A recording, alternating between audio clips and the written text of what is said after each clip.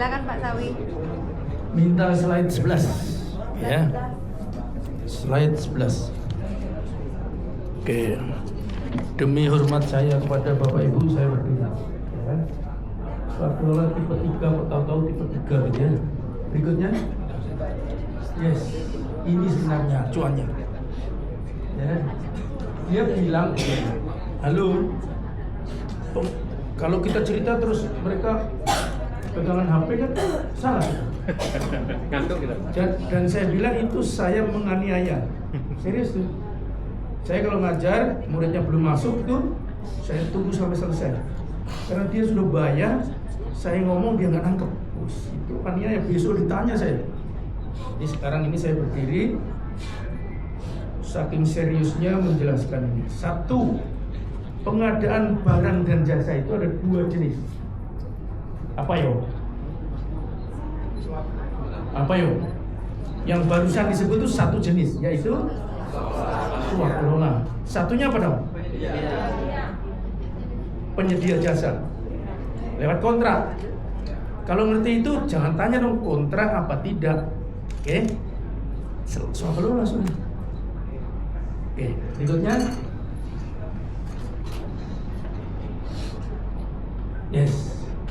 1, 2, 3, 4 itu tipe kita langsung 3. 1 itu siapa yang bisa cerita? 1 tipe 1 apa? Hari-hari kita kerjakan. APBD-nya dinas dikerjakan dinas. Oke? Pak, tapi kami ngundang Pak Sawi. Dia bukan pegawai negeri, pecatan pegawai negeri, ya. Itu swak kelola dong. Bukan, dia cuma narasumber, dia nggak ngerjain, cuma narasumber. Tipe 2 apa? Contohnya, tipe 2 tuh hari kemarin Udayana bilang saya akan mendampingi mana? Gianyar. Udayana dikontrak oleh Kemkes, Biro Perencanaan. Duitnya siapa? Yes. Jadi Kemenkes dengan Kemendikbud. Duitnya miliknya kementerian tertentu dikerjakan oleh kementerian tertentu. Kalau APBD nih miliknya Dinas Kesehatan dikerjain Kominfo. Sudah, itu tipe 2. Tipe 3 oleh OMS, Organisasi Masyarakat Sipil. Ya, di dinas kesehatan, dinas apapun. Yang luar biasa di Jawa Tengah itu, di Semarang, kepala dinasnya seorang dokter, kita tanya, apa yang Anda sosial kontraktingkan? Monep, Pak Sawi. Oh, monep. Iya, ini anak buah saya ini kerja semangat melaporkan ke saya bagus tuh. Di dunia nyatanya sebenarnya kayak apa? Itu monepnya ke OMS. Sembarang OMS nggak? Enggak, sudah diterangkan sama beliau tadi. Tuh, saya kira itu. Oh, ada berbadan hukum, apalagi ada apa namanya? Pernah yang kita bilang jagoan lah gitu ya. Jadi kalau milihnya bagaimana ya sudah, yang kita kenal terus kita seleksi. Tadi ada reviewnya. Sejak perencanaan sudah jelas-jelas mau di tipe 3 kan, bisa nggak begitu Pak? Jadi perencanaan waktu bikin RKA, bikin Renja ini bakal social contracting, swakelola tipe 3 gitu. Dan tidak harus begitu. Ya, sudah jadi nih, waduh, ini kita sibuk dengan yang lain, bisa terus di sosial. Kan RKA biasa saja. RKA kan sudah dibuat itu dengan satuannya. Kalau tadi review itu seolah-olah uang gelondongan di kita, terus dia bikin rincian dan salah-salah. Sekarang RKA seperti tinggal ceritain, lu kalau jalan dapatnya segini sih, sanggup? Yes, ya sudah. Ini tidak ada fee lembaga misalnya, oke, ya sudah. Kinerjanya sudah disepakati di situ. Apa hubungannya dengan swakelola tipe 4? Tipe 4 itu masyarakat, apa namanya? Usulan masyarakat, kelompok masyarakat dikasih dan dikerjain oleh dia, sudah hilang. Ya. Ini sebenarnya ada lagi. Oh ini sudah nih persiapannya. Oh yes. Jadi persiapan dan pengawasan oleh siapa, tim pelaksana siapa itu sudah ditulis tuh. Ya. Tipe 3, tim persiapannya adalah kementerian, lembaga, perangkat. Jadi pemilik duit, persiapan dan pengawas. Pelaksananya OMS. Saya sudah, Bapak Ibu bisa mencari tahu negeriku ini, kabupatenku ini sebenarnya postur anggarannya kayak apa. Saya sudah lihat seluruh 9 kabupaten kota provinsi, perilaku atau silpa lah begitu ya, dari 22 sampai sekarang itu bisa menjadi dasar untuk rembukan sama Bapeda atau Bapedanya, justru ini tak kasih uang ya, nanti gak habis tak tembak kamu gitu. Kayak 3 penyaji yang terdahulu yang saya komentari kok realisasinya jauh sekali gitu. Nah, Juni nanti kadis-kadis panggil sama Bapeda, realisasimu bagaimana? Gitu Pak. Halo Bapeda, ini kok baru 25% sudah Juni. Kita revisi menjadi APBD perubahan atau kita social contracting kan? Swakelola tipe 3 untuk mempercepat. Karena kalau realisasinya rendah, yang rugi siapa? Pertanyaan serius nih. Ya, dialokasi anggaran tapi nggak realisasi, yang rugi siapa? Halo, bupati rugi? Yang rugi rakyatnya bupati. Ini seolah-olah duit yang kita pakai ini untuk rakyat, padahal kita kumpul-kumpul gitu. Tapi seriusnya kan begitu, belanja-belanja itu untuk melayani.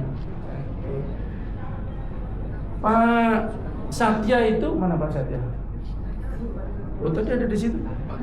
Nah itu jagoan kita untuk social contracting. Yang kita masukkan social contracting masih 2 ya, Mbak Kaprina ada juga. Jadi tipe 3 ini sama Hibah masuk di social contracting. Tapi Bapak kejarlah tipe 3 karena akan ke depan akan seperti itu. Sudah yuk. Beri. Ya, kalau hibah itu Bapak Ibu kan nggak pakai pembahasan apa-apa, dikasih gitu aja kan? Ya. Hibah kan makin dikurangi sebenarnya. Tadi sudah diingatkan, hati-hati dengan hibah. Ini KDN sudah menemukan hibah yang luar biasa. Ada universitas menerima 45 miliar, muridnya cuma 100. Karena yang punya yayasan itu wakil gubernur gitu. Jangan, ini pesannya perencana seumur hidup. Jangan masukkan kepentingan pribadi dalam pekerjaan itu. Anda akan ditanya kelak. Bahkan nggak nunggu kelak. Hidup di sini sudah bikin susah. Kalau saya perencana, oh itu saudara saya, oh daerah saya, wis.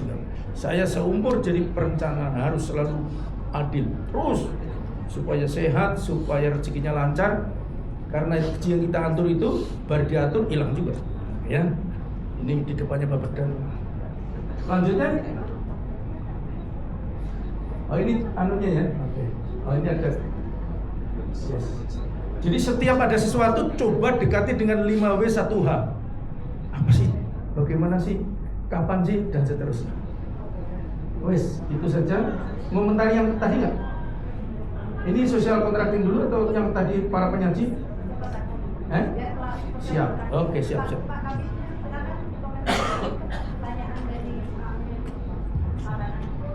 Jawab masuk. Saya potong anggaran semua. Dipotong. Terima kasih Pak. Teman-teman semua, kita sebenarnya satu guru satu ilmu ini Pak.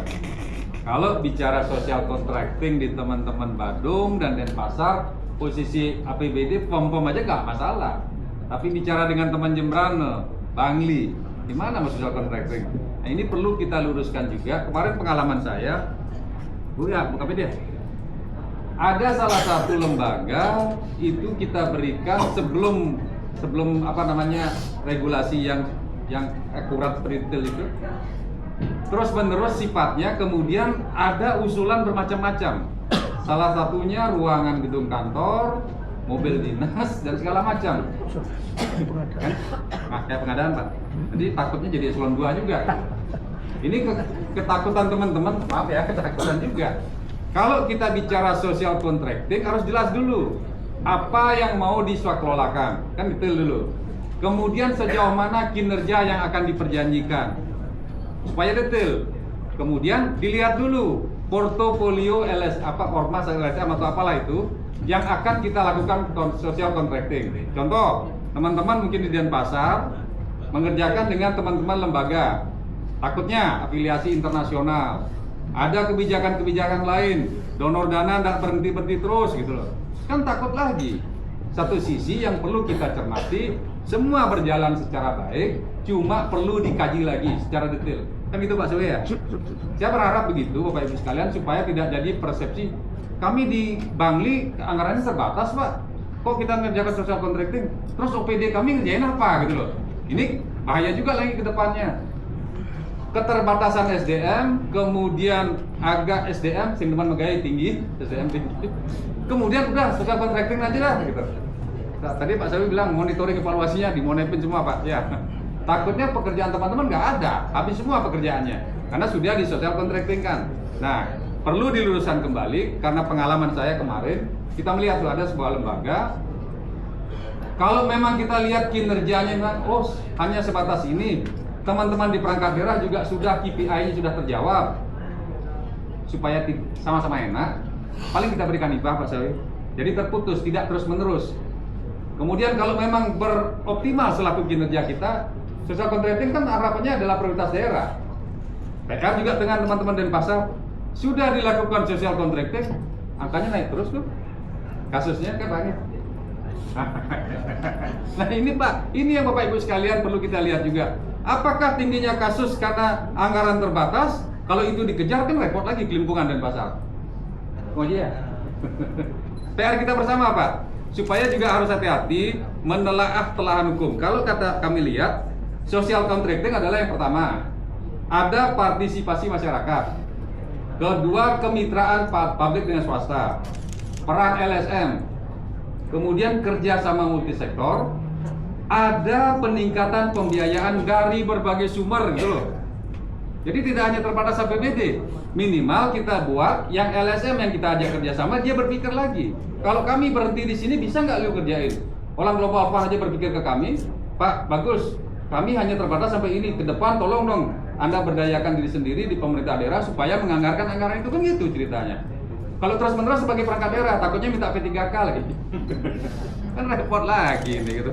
Nah ini perlu Bapak Ibu sekalian, sebagai terima kasih Global Fund Adinkes sudah memfasilitasi kita, jadi kita memiliki wawasan yang luas.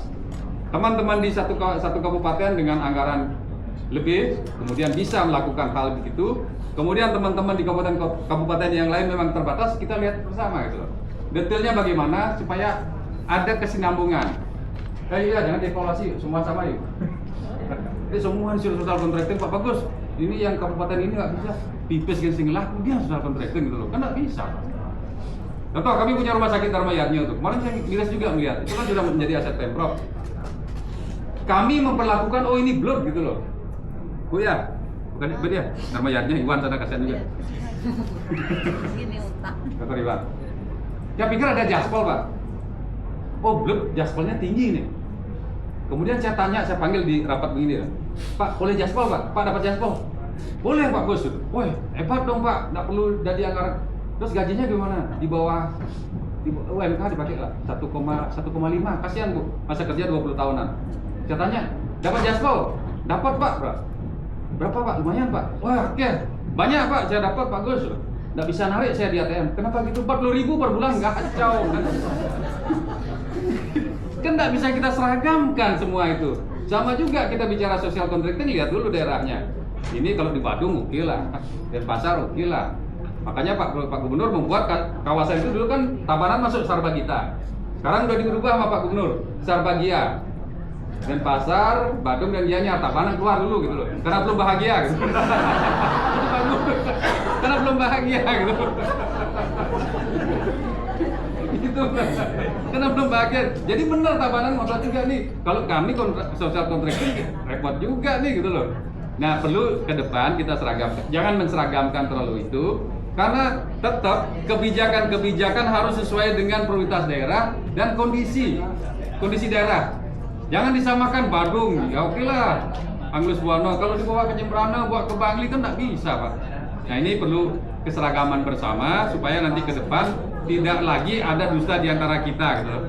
Karena nanti siapa tahu teman-teman ketika sudah Bu Ayu sudah selesai di Adinkes, harus nanti semua social contracting report lagi. Itu Pak Sawi ya, tambahan dari saya, supaya perlu ada kajian yang detail sekali siapa yang akan LSM yang akan dilakukan kerjasama dengan teman-teman di pemerintah daerah. Saya kira itu Bu Ayu, tambahan lebih memperkuat jadi tidak ada kebingungan teman-teman ini.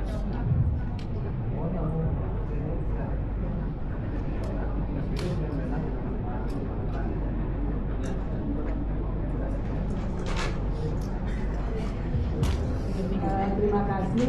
Izin menambahkan mungkin. Jadi kenapa Denpasar itu melaksanakan social contracting ini menjawab tantangan yang ada gitu. Kita tahu bahwa sekarang tidak boleh menambah tenaga kontrak lagi. Tetapi Pak Indra sampaikan nanti ujung-ujungnya P3K, tapi secara regulasi kan memang sudah tidak. Sementara di puskesmas ada tenaga badis dan tenaga PL yang resign kosong. Nah tentu ini harus diisi karena itu menjadi hal yang sangat penting. Nah kalau kita nambah tenaga kontrak sudah tidak boleh harga mati itu. Makanya kita social contracting untuk PL dan badis untuk menambah personil di puskesmas. Jadi memang ada hal-hal tidak semua yang harus di social contracting. Kalau memang itu tidak bisa kita kerjakan dan ada yang bisa mengerjakan dan secara regulasi tidak menyalahin, ya harus kita kerjakan. Dan kalau ada duitnya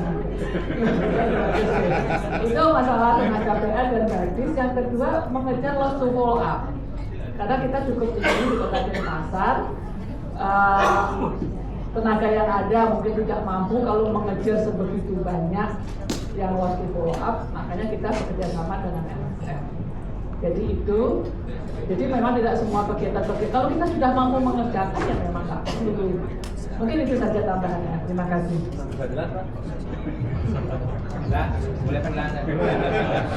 Bapak Ibu, untuk saat ini mungkin boleh secara bergantian untuk coffee break, tapi kita balik lagi ke kelas karena ada 2 lagi kabupaten kota yang akan paparan. Badung dulu ya. Ya, karena Badung dan Denpasar kota kan dekat Pak ya. Silakan Kabupaten Badung. Siapa yang akan paparan? Ya, silakan Pak Gus Artiano.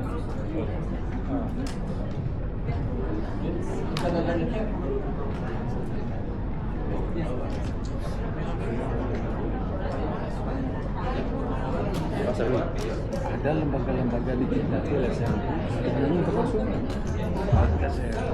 Muspadi itu bersama dengan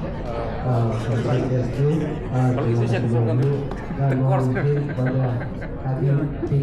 harus kita lihat selalu karena target ya kalau target betul-betul ya udah iya anggaran terkait integrasi program ATM di Kabupaten Badung.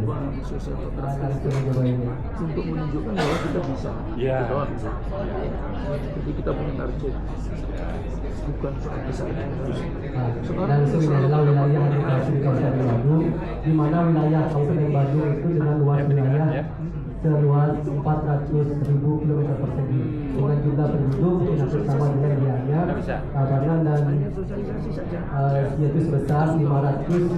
Di mana Kabupaten Badung terdiri dari 6 kecamatan yaitu Kecamatan Pekan, Abian Semal, Mingwi, itu Utara, itu dan kemudian terakhir di cut off lingkungan lagi ya. Kemudian tidak mengetahui program kegiatan apa yang harus diambil 16 kelurahan.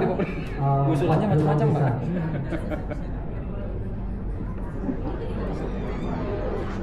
Selanjutnya kami di Kabupaten Badung sudah menyusun rancangan RPJMD di tahun 2025 hingga 2029, di mana visi dari Kabupaten Badung yaitu adalah mewujudkan pariwisata Badung yang berkualitas berlandaskan nilai-nilai Nanggap Bekti Loko Bali. Di mana misi ini didukung dari 7 misi. Di antara 7 misi Kabupaten Badung yang mendukung bidang pembangunan bidang kesehatan, yaitu adalah misi yang kedua, yaitu meningkatkan kualitas kehidupan Kerama Badung di bidang pendidikan, kesehatan, dan kesejahteraan sosial. Misi ini didukung dengan tujuan meningkatnya akses serta kualitas pendidikan dan kesehatan yang inklusif dan berdaya saing dengan 3 sasaran serta 4 indikator sasaran. Berikut adalah analisis situasi ATM di Kabupaten Badung. Ini dapat dilihat dari tahun ke tahun kasus temuan kasus baru HIV, AIDS dan malaria dari tahun ke tahun meningkat, terutama untuk HIV di tahun 2023 terjadi peningkatan 2023 ke 2024.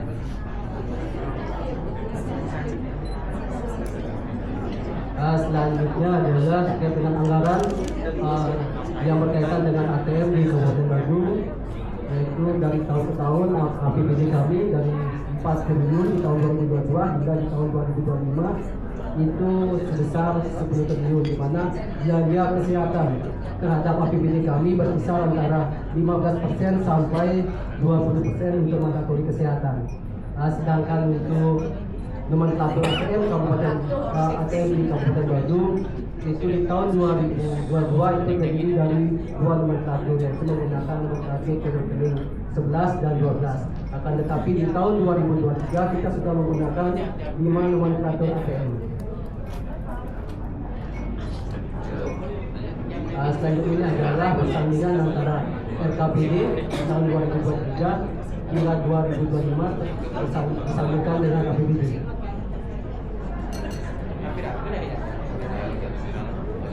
Selanjutnya adalah anggaran ATM yang bersumber dari donor pada Kabupaten Badung, di mana di Kabupaten Badung hingga dari tahun 2025 hingga dari tahun 2023 hingga tahun 2025 itu terdiri dari sumber dananya ada DF, AHF, serta STPI. Berikut adalah realisasi anggaran ATM di Kabupaten Badung dari tahun 2022 hingga tahun 2024. Realisasi anggaran berkisar antara 80% hingga 90%. Selanjutnya adalah dapat kami sampaikan bahwa program kegiatan terkait ATM yang dilaksanakan oleh lintas sektor yang terdiri dari DP2KP, DPRD, Kesparpol maupun Dinas Sosial serta PT. Ada beberapa kegiatan yang dapat dilihat di dalam tayangan slide. Data ini kami dapatkan di tahun 2005 saat ini.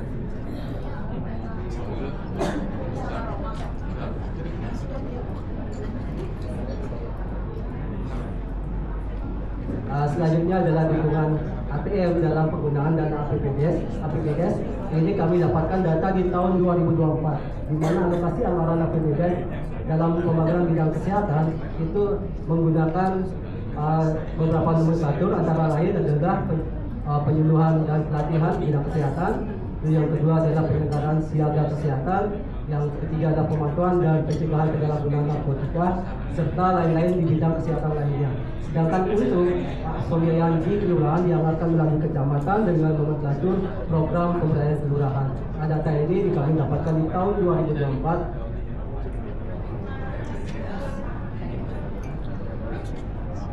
Selanjutnya adalah dukungan dana dari kemitraan di Kabupaten Badung tahun 2024. Itu terdiri dari PT Angkasa Pura, terus yang kedua adalah PT Coca-Cola, yang ketiga Yayasan Akal Cinta Kasih, dan yang keempat adalah PT Pertamina Patra Niaga ATM Murah Rai. Adapun dari PT Angkasa Pura, kegiatan yang dilakukan adalah antara lain adalah sosialisasi terkait dengan penurunan stigma dan diskriminasi terhadap COVID. Terus yang kedua adalah PT Coca-Cola, kegiatan yang dilaksanakan adalah berkaitan dengan koordinasi dan sosialisasi kepada layanan kesehatan terkait dengan kelompok dukungan sebaya. Yang kedua adalah media KDS, konsumsi dan penulisan. Yang ketiga adalah layanan pengantara rujukan ke RSUD ataupun RSUP. Nah, untuk Yayasan Alkar Cinta Kasih ada pun kegiatan yang dilaksanakan itu antara lain adalah screening HIV yang merupakan penyediaan reagen untuk kegiatan donor.